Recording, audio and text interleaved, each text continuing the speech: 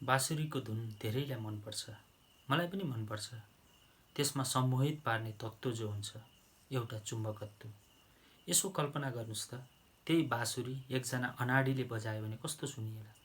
स्वाँ स्वाँ फु फु टुँ टुँ। मलाई कविता पनि त्यस्तै लाग्छ, ठ्याक्कै बाँसुरीको धुन जस्तो। तर राम्रो कविता मात्रै। राम्रो कविता कस्तोलाई मान्ने? अङ्ग्रेजी कवि चौसरको जस्तो, वा फेरि भारतीय कवि टेगरको जस्तो, वा नेपाली कविहरू लेखनाथ, देवकोटा, रिमालहरूको। हरेक कविताका आफ्नै स्वाद हुन्छन्, आफ्नै इन्ट्रेस्टका फ्लेभर मन पराउँछन् कविताका पारखीहरू। म पनि त्यसै गर्छु। कविता सुन्ने र पढ्ने धेरै अम्मलीहरूमध्येको म पनि एक हुँ।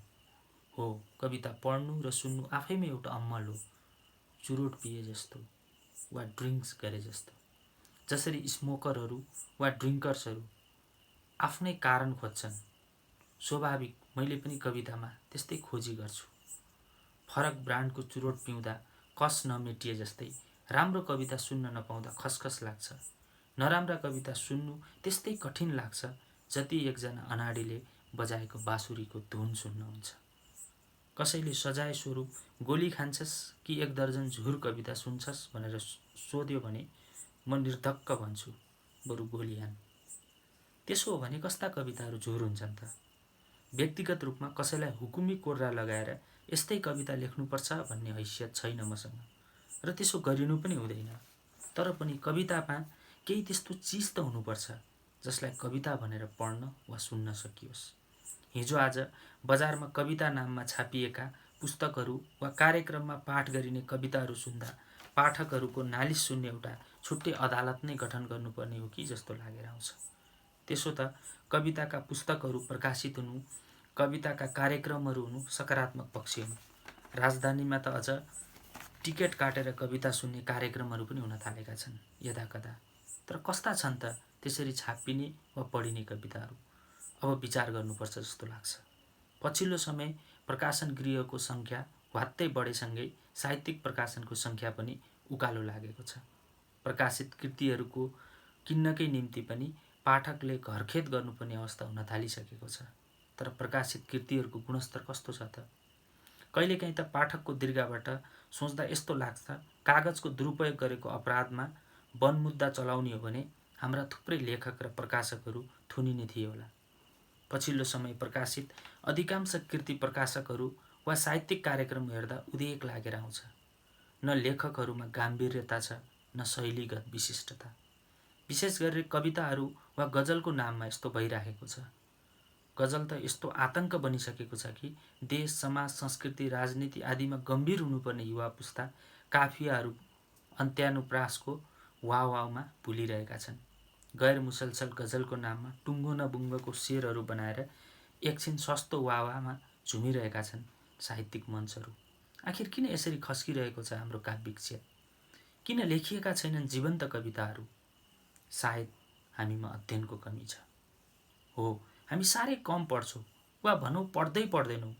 न पुस्तक गतिलो पढ्छौँ न समाज। अनि कहाँबाट आउँछ त कविता राम्रो? विश्व साहित्यमा चलिरहेका कविताका ट्रेन्डहरूबारे हामी अनभिज्ञ छौँ। हामीलाई कस्तो कविता चाहिएको त्यसबारे पनि हामी गम्भीर छैनौँ। बस कविता लेखिरहेका छौँ र कविता सुनिरहेका छौँ। कविता भनेर अरू केही लेखिरहेका छौँ, वा लेखिरहेको बाहनामा कविताको हत्या गरिरहेका छौँ। हामीलाई थाहा छैन कहाँनिरबाट छुटिन्छ कविता र आख्यान, के कति फरक हुन्छ कविता र निबन्धमा। साँच्चै हामीलाई विधागत स्पष्टताको अभाव छ। त्यसैले त हामी पढिरहेका हुन्छौँ कविताको नाममा अरू केही। न कविता जस्तो, न आख्यान जस्तो, न निबन्ध जस्तो के हो के लेखिरहेका छौँ र के हो पढिरहेका छौँ। हाम्रा कविताले के कस्ता मुद्दाहरू उठाएका छन् यसको छुट्टै बहस हुन सक्छ। तर हाम्रा कविताले उठाउन खोजेका मुद्दाहरू के कति सम्प्रेषणीय छन् यो अर्को प्रश्न हो। यसको छलफल गर्न जरुरी छ। मुद्दा जेसुकै उठोस् वा उठाउन खोजियोस्, यो कविको वैयक्तिक विचारको कुरो होला। मानिदिउँ एकछिनलाई। के कवितामा उठाइएको मुद्दा कविता बनेरै प्रेषित हुनु पर्दैन त? पहिचानको मुद्दा उठाउने कविहरूले किन लेख्न सक्दैनन् एफ्रो अमेरिकन कवि ह्युग्सका जस्ता कविताहरू? लैङ्गिक मुद्दा उठाउनेहरूले किन असफल हुन्छन् प्ल्याथको जस्तो कविता लेख्न? किन स्वच्छन्दतावादी भन्नेहरूले लेख्न सकिरहेका छैनन् वर्ड्सवर्थका जस्ता कविताहरू? आफूलाई विद्रोही कवि मान्नेहरूले खै त लेख्न सकेको पासको जस्तो कविता? चुरो कुरा यहीँनिर छ। खास गरी आफूलाई प्रगतिशील वा प्रगतिवादी ठान्ने र भन्न रुचाउनेहरूले यसरी जार्गन थोपर्छन् कि मानव पाठकले कविता होइन अमुक पार्टीको घोषणापत्र पढिरहेको छ। विद्रोहको नाममा यस्तो गाली गलोच सुन्नु पर्दा मानव कवि गोष्ठीमा नभएर हामी कुनै भट्टीमा छौँ। न बिम्ब न अलङ्कारप्रति सचेत छन् कविहरू, न कविताको लयप्रति। वाचन शैली त्यत्तिकै झुर लाग्छन्। त्यही पनि पाठकहरू आतंकित भएर सुनिदिनुपर्छ उनीहरूकै कविता। कहिले बुझ्ने होलान् कविहरूले कविता भनेको एउटा मेडिटेसन हो, गहिरो ध्यान हो। कविहरू कविताको इन्जिनियरिङ गर्ने भन्दा बढी अखबार र मिडियाहरूमा छापिन आतुर जस्तो लाग्छ। लेख्नभन्दा छापिन हतार छ कविहरूलाई। यो आरोप होइन, देखिएको तस्बिर हो। सबैलाई प्रशंसा चाहिएको छ। सामाजिक सञ्जालमा प्रशंसा, मिडियामा प्रशंसा, गोष्ठीहरूमा प्रशंसा मारमा परेका छौँ हामी पाठकहरू। आलोचना, समालोचना र टिप्पणीहरूले हो सुन्दर बनाउने कवि र कविताहरूलाई। तर विडम्बना, न त स्वस्थ समालोचना भइरहेको छ कवितामा, न त आलोचना खेप्न तयार छन् हाम्रा कविहरू। कविताको गुणस्तरभन्दा सङ्ख्या बढिरहेको साँचो हो। भावावेगमा सरसर्ती जे आयो त्यही लेखेर कविता हुँदै हुन्न। त्यसलाई पटक पटक एडिट गरिरहनुपर्छ। त्यसैले राम्रो कविता जन्मिन्छ।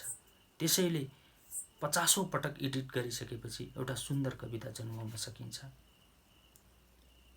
भुपी शेरचनले जस्तै फेरि केर्ने, फेरि लेख्ने र फेरि लेखिरहने यही कर्मबाट कविताहरू सुन्दर हुन्छन् र कविताका हरफहरू पनि सुन्दर हुन्छन्। त्यसैले त भुपी शेरचनले भनेका हुन्, यसो लेख्छन्, फेरि केर्छन्, फेरि लेख्छन्, कठैबरा भुपी शेरचन। खासमा कविहरूले आफ्नो हस्ताक्षर छोड्न जान्नुपर्छ आफ्ना कविताहरू मार्फत। आफ्नै विचारमा अस्पष्टता, संरचनागत ज्ञानको अभाव, प्रस्तुतिमा फितोलोपन जस्ता दोषहरूले कविता कहिले पनि कालजयी बन्न सक्दैन। कवितामा विद्रोहको आगो सल्काउन चाहने कविहरू सचेत हुनुपर्छ। एउटा काँटीले सल्कने आगोको निम्ति सिङ्गै माचिस किन खर्च गर्नु? र यो बुद्धिमानी पनि होइन। अपशब्द, गाली गलोच वा लम्बेत्यान व्याख्यान नगरी विद्रोह पनि हुर्काउन सकिन्छ। मार्क्स, लेनिन, वर्ग सङ्घर्ष, समाजवाद वा क्रान्ति जस्ता शब्दहरूको प्रयोग गर्दैमा कविताहरू प्रगतिवादी हुने होइनन्। खासमा कविताले भाला, छुरी वा तरबार बोक्नु जरुरी छैन। फुलको थुङ्गाले मर्माहत गर्न सक्ने तागत हुनुपर्छ कवितामा। हाम्रा कविहरू, हाम्रा पाठकहरूले यसतर्फ सचेत हुन जरुरी छ। पाठकले कविहरूसँग यत्तिको इच्छा राख्नु, चाहना राख्नु कि अन्याय हुन्छ?